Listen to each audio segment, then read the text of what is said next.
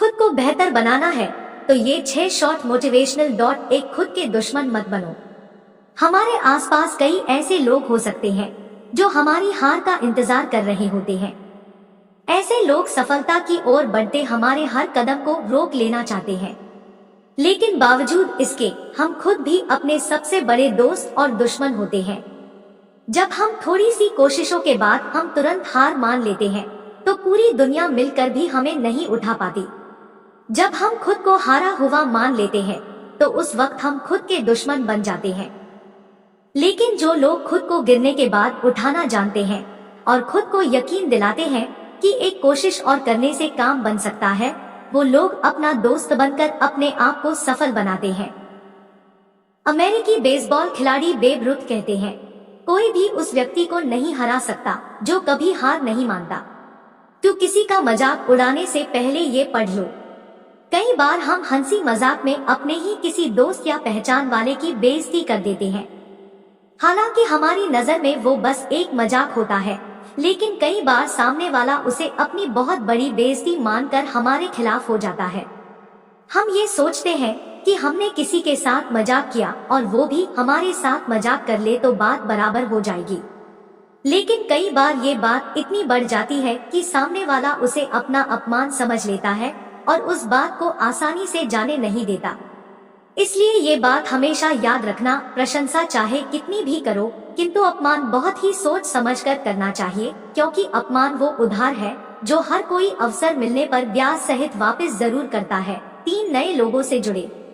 नए लोगों से मिलना जुलना हमेशा हमें कुछ नया सिखाता है और नए अनुभव देता है। आपने कभी गौर किया है कि वे कौन लोग हैं जिनके साथ आप सबसे ज्यादा समय बिताना पसंद करते हैं? आखिर उनमें ऐसी क्या खूबी है जो आपको उनकी तरफ आकर्षित करती है?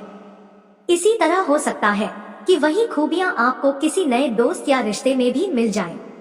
इसका सबसे अच्छा उदाहरण बच्चे होते हैं, जो किसी भी अनजान बच्चों के साथ बहुत जल्दी दोस्ती कर लेते हैं। हमें बच्चों से यही गुण सीखने की जरूरत है। दूसरों से खुले दिल से मिलिए और देखिए आपके जीवन में कितने खूबसूरत बदलाव आते हैं।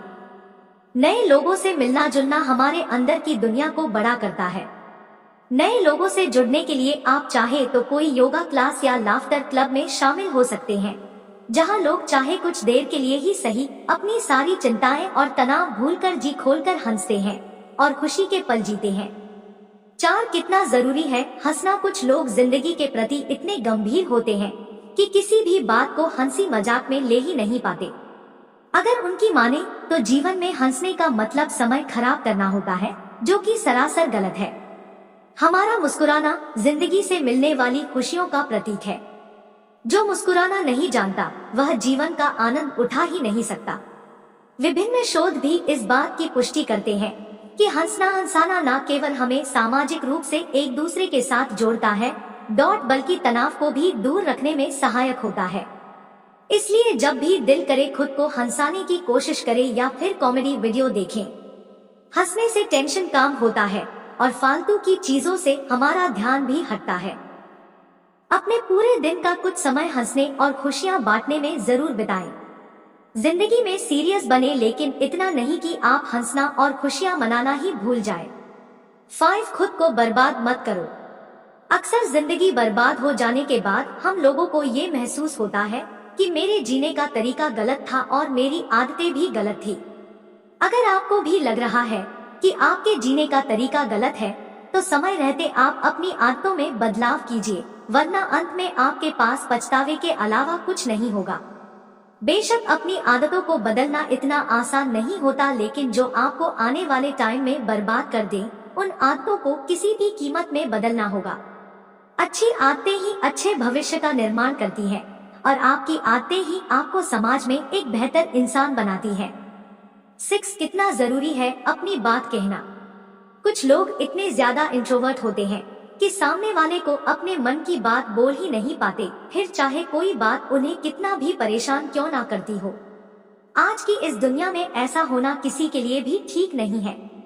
अपनी बातों को ना कह पाने से धीरे धीरे मन में बुरे विचार जमा होने लगते हैं, जो फ्रस्ट्रेशन और एंगर के रूप में बिना वजह ही दूसरों पर निकलने लगते हैं। दूसरों की बातों से असहमत होने के बाद भी हम उनसे अपनी बात नहीं कह पाते हैं। ऐसा जरूरी नहीं कि हर बार आप ही किसी बात को गलत तरीके से सोच रहे हो। कभी कभी सामने वाले के और हमारे नजरिए में अंतर होता है, जिसे सिर्फ बातचीत से समझा जा सकता है। ऐसे में कॉन्फिडेंस के साथ अपनी बात कहें और साथ ही दूसरा क्या कहना चाहते हैं उसे सुने भी। जिस तरह हम अपनी प्यार और खुशियों वाली फीलिंग्स को खुलकर व्यक्त करते हैं, तो उसी तरह दुख और निराशा वाली फीलिंग्स को भी व्यक्त करना आना चाहिए, ताकि मन में किसी बात को लेकर कोई दुविधा ना रहे और हम खुले दिल से जीवन का आनंद उठा सके। आई होप आपको ये शॉर्ट मोटिवेशनल वीडियो आपको पसंद आए। ऐसे ही प्रेरणादायक वीडियो के लिए हमसे जुड़े रहें। Please like subscribe now. शायद एक दीवाना।